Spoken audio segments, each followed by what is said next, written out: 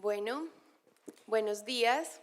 En primer lugar, quiero agradecer este espacio que es fundamental para mi vida, no solo académica, sino profesional.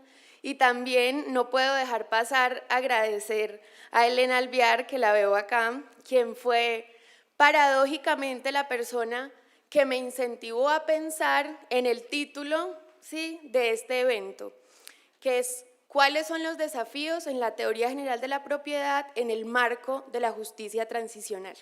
Entonces aprovecho para agradecerle, ya que la veo acá. Bueno, la idea durante este ratico es pensar lo siguiente. El liberalismo clásico ha defendido una economía de mercado que no interviene, que no plantea límites a la propiedad privada más allá de los que exige la ley o el derecho. Daniel Bonilla, por ejemplo, ha planteado que dentro del liberalismo clásico prevalece la autonomía de la voluntad por encima de la igualdad y la solidaridad. La propiedad, tal y como ha estado concebida dentro del derecho civil clásico, hoy plantea unos retos gigantes, por lo menos en tres aspectos. Primero, por el Acuerdo Rural Integral. En segundo lugar, por el próximo, quizá, Código de Extinción de Dominio que reemplazará el actual, que es la Ley 1708-2014 y que traerá unos retos enormes a la forma en la que se ha concebido la propiedad y que tiene que ver, por supuesto, con un proceso de transición hacia la paz. Y la tercera, entonces, es la acción de restitución de tierras. La idea es pensar cómo, me encantaría hablar de los tres, pero tengo 20 minutos, entonces me enfocaré solo en uno de esos aspectos que nos generan una reflexión sobre la transición entre el liberalismo clásico a una necesidad de materialización de la función social de la propiedad. De esta manera, entonces, voy a centrarme en la acción de restitución de tierras como esa posibilidad. ¿Por qué? Bueno, por dos aspectos. Primero, porque la acción de restitución de tierras genera una manifiesta necesidad de una interpretación constitucional que pondere principios de propiedad entendida desde el sentido clásico civil a una ponderación que piense la propiedad de una forma distinta y flexible para poder enfrentar los desafíos que nos trae la transición. Es evidente que la forma en la que estaba planteada la propiedad en el Código Civil, en el artículo 669, se ha quedado corta para pensar la propiedad en el extravío de la guerra y hoy como una solución para pensarla en un posconflicto. Y la segunda razón, por supuesto, como una oportunidad de materializar la función social de la propiedad.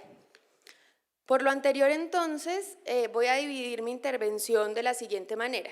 Primero voy a hacer una pequeña introducción a la Ley 1448, dividida entre por qué está dentro de un marco de justicia transicional, cuál es el proceso en general, cuáles son los sujetos que intervienen y finalmente, que es lo que compete, digamos, mi exposición, es analizar la forma en la que el juez piensa la relación jurídica con el predio, tanto del reclamante que se reputa víctima como de la persona que está actualmente dentro del predio que tiene la categoría de opositor y con unas variaciones de segunda ocupancia. Y finalmente, pues terminaré con una reflexión que es la conclusión a la que he llegado durante este tiempo que he estudiado la propiedad en tiempos de guerra y la propiedad en tiempos de transición, que es la necesidad de no esencializar la categoría de propiedad en términos de justicia transicional, porque considero que esto puede entorpecer cada uno de los procesos que enuncié anteriormente, el Acuerdo Rural Integral, el nuevo Código de Extinción de Dominio, que se votará probablemente el próximo martes y que está en conciliación en este momento en el Congreso de la República, y por supuesto la materialización de la Ley 1448 de 2011, Acción de Restitución de Tierras.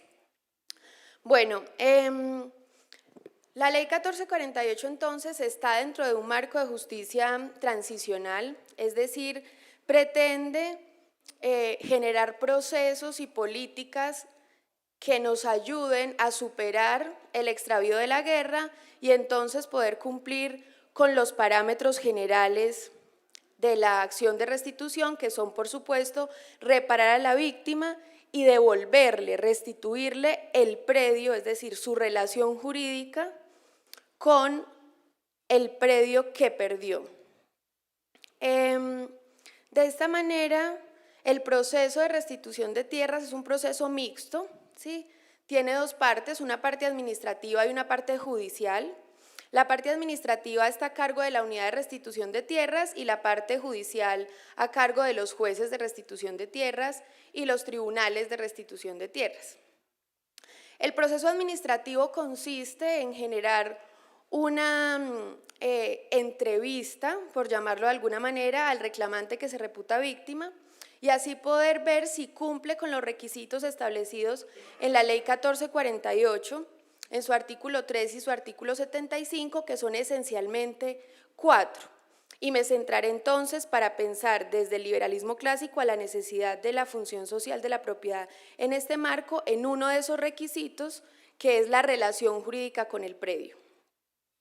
Los requisitos entonces para que una persona, ¿sí?, pueda reclamar su tierra son los siguientes. Primero, tuvo que haber sufrido un daño individual o colectivamente.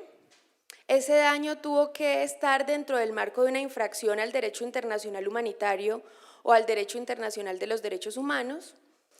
Esa infracción además tuvo que haber sido con ocasión del conflicto armado, y esto es fundamental para pensar precisamente en los desafíos de la teoría general de la propiedad en marcos de justicia transicional, y es la implicación que tiene la expresión con ocasión del conflicto armado en marcos de transición y relación con la propiedad. El siguiente requisito es que sea a partir del 1 de enero de 1991 que ese daño individual o colectivo, que es una infracción al derecho internacional humanitario o al derecho internacional de los derechos humanos, se ha ocurrido entonces a partir del 1 de enero de 1991. Las razones constitucionales para enmarcarlo pues dentro de esta temporalidad no son objeto de esta ponencia, pero para los que tengan curiosidad, las razones están en la sentencia C-253A de 2012. Bueno, y por supuesto, tiene que probar esta persona una relación jurídica con el predio. Esta relación jurídica puede tener las siguientes calidades. Puede ser poseedor, puede ser propietario o puede ser explotador de baldío, ¿sí? En la Ley 1448 a veces lo llaman como ocupación, que a los civilistas tradicionales les genera un poco de escozor porque nosotros estudiamos la ocupación solo para bienes muebles. Entonces este nombramiento dentro de la Ley 1448 genera a veces ciertas tensiones. Yo quiero que pensemos lo siguiente. ¿Me puedes ir avisando para respetar el tiempo? Gracias.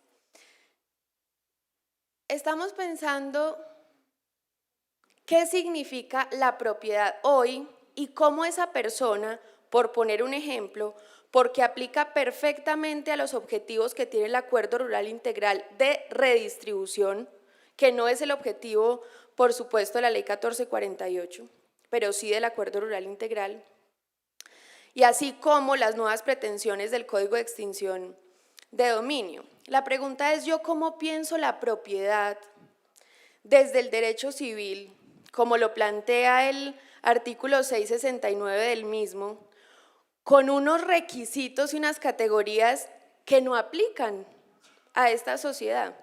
¿Cómo lo pienso? ¿Sí? A nosotros nos dan unas estructuras básicas de qué es la propiedad, ¿sí?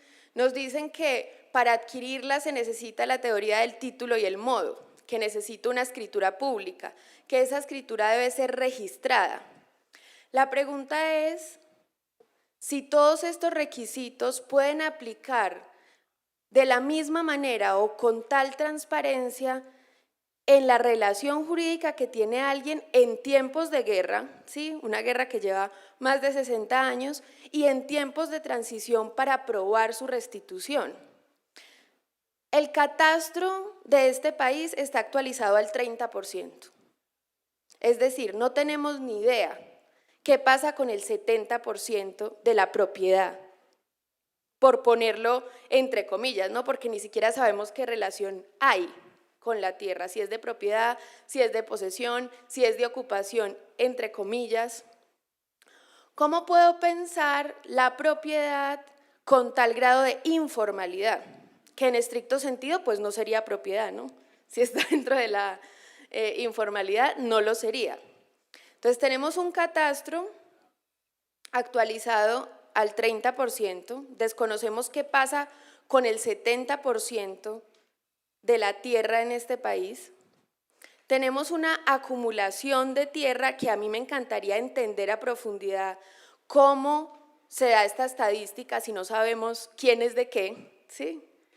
Pero se supone que tenemos un índice de acumulación, un índice de Gini mayor al 0.86. Es decir, se afirma que la tierra en este país está casi absolutamente concentrada. No tenemos un registro de baldíos, no tenemos ni idea. Desde el 2014 se ordenó en ese tiempo al INCODER, hoy Agencia Nacional de Tierras, para que hiciera un inventario de baldíos. Hoy no lo tenemos. Un catastro desactualizado, no tenemos inventario de baldíos, tenemos una acumulación de tierras superior al 0.86. ¿Cómo prueba esta persona su relación jurídica con el predio? Y no hablo del reclamante que se reputa víctima, porque el reclamante que se reputa víctima tiene un andamiaje jurídico constitucional garantista, como debe ser, y profundo, donde la relación jurídica con el predio la puede probar a través de su declaración, tiene interpretación pro víctima, principio de favorabilidad, carga dinámica de la prueba, es quien se opone a su derecho quien tendrá que probarlo. Estoy generando estas reflexiones para la persona que está en el predio en el momento en el que se ejerce la acción de restitución de tierras. Este se llama opositor y ha venido teniendo unas variaciones a partir de mayo de 2015, generada por la reflexión que tiene la unidad de restitución de tierras y los jueces de restitución de tierras, pensando que yo no puedo aplicar el derecho civil en estricto sentido, como se ha concebido en el artículo 669, o como se puede aplicar una presunción en tiempos de guerra, como el artículo 1502 que habla de los vicios del consentimiento, donde está la fuerza y por supuesto el conflicto armado será una fuerza que imprime la necesaria erradicación de ese posible contrato. De esta manera debemos, yo creo todos tenemos el compromiso de pensar cómo modulo la propiedad en estricto sentido desde el derecho civil clásico para pensarla en tiempos de guerra y en tiempos de transición. No puedo aplicarle reglas como la lesión enorme sin hacer una ponderación, sin hacer una contextualización, sin pensar que sí puede existir la oferta en tiempos de guerra, sin generar reflexiones de cómo se modula la propiedad en el sentido clásico en tiempos de guerra. Puedo aplicar el Código Civil en estricto sentido, puedo aplicar lesión enorme sin pensar en una reflexión de la oferta y la demanda en tiempos de guerra. Puedo pensar en negocios jurídicos válidos en medio del conflicto armado. Puedo pensar el conflicto armado siempre como un hecho notorio que no requiere prueba y que imprime fuerza en los negocios jurídicos y que por lo tanto yo anularé el contrato de la persona que hoy habita. Puedo generar, digamos, una exégesis, una ecuación tan absoluta, sin modular en el extravío de la guerra, si la propiedad en este país siempre ha sido un problema, por todo lo que acabo de decir, que no tiene que ver con la justicia transicional, el catastro, la acumulación, el no saber qué es de quién, pues imagínense qué será pensar la propiedad hoy en tiempos de guerra y en tiempos de transición. Muchas gracias.